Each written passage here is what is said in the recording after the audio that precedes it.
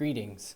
In this video, I'd like to demonstrate provisioning of a Bare Metal OpenShift cluster using the Bare Metal OpenShift Installer in a pod with Libvirt running as a sidecar container. Before I get started, I want to point out a few things. First, I'm using dev scripts to set up the hosts as virtual machines. Second, the provisioning cluster is provided via code-ready containers. Finally, the sequences that you see in this video have been drastically shortened to keep the recording under 10 minutes. I'll begin with a little overview of the setup and configuration of my provisioning cluster. Here you can see the bare metal network configured by dev scripts has been modified to include an IP for my provisioning cluster on the bare metal network, and how I have modified the CRC domain to include the bare metal and provisioning interfaces configured by dev scripts. I start my provisioning cluster and I configure it by first disabling SE Linux. If you don't do this, then the Bootstrap VM will not start. Then I create a provisioning and bare metal bridge and give each interface an IP address that should not conflict with other hosts or interfaces on the network. The bare metal installer by default will be looking for the provisioning and bare metal interfaces to be given to the Bootstrap VM. The IP addresses allow the installer to talk over the provisioning and bare metal networks. And then I clean up routes so that there is only one default route and one route for each of my provisioning and bare metal interfaces. Next, I use OC to log in to my provisioning cluster and create config maps based on the OCP directory that is created by dev scripts.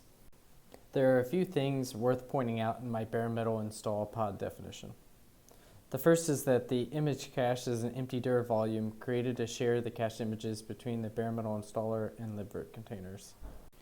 The bare metal installer container image is retrieved from the release image you see specified in the OpenShift install release image override environment variable.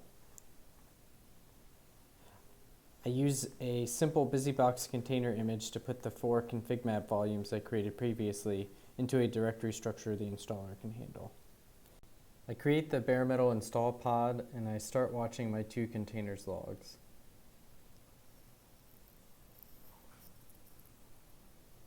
What I'm specifically looking for in my Libvirt container is whether or not the Bootstrap domain is successfully created.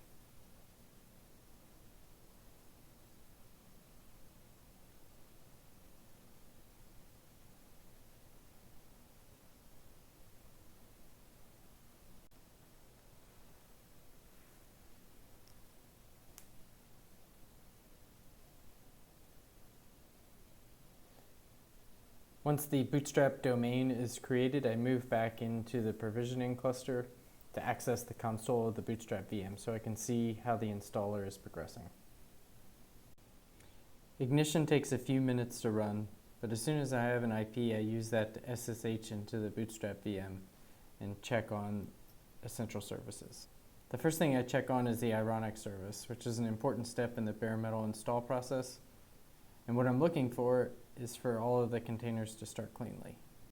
With Ironic started, I can use OpenStack bare metal node list to see how the configuration of the OpenShift master nodes is progressing.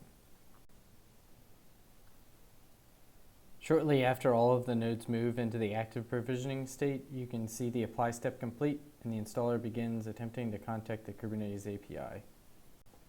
When the installer moves to the Bootstrap phase, I check on the bootkube service inside the Bootstrap VM to see how it's progressing.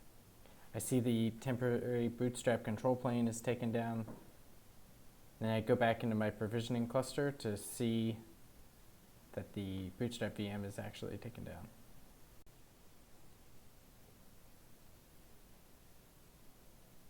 Seeing that the installer is waiting on the machine API, I remember that it's waiting for a config map that must be created manually.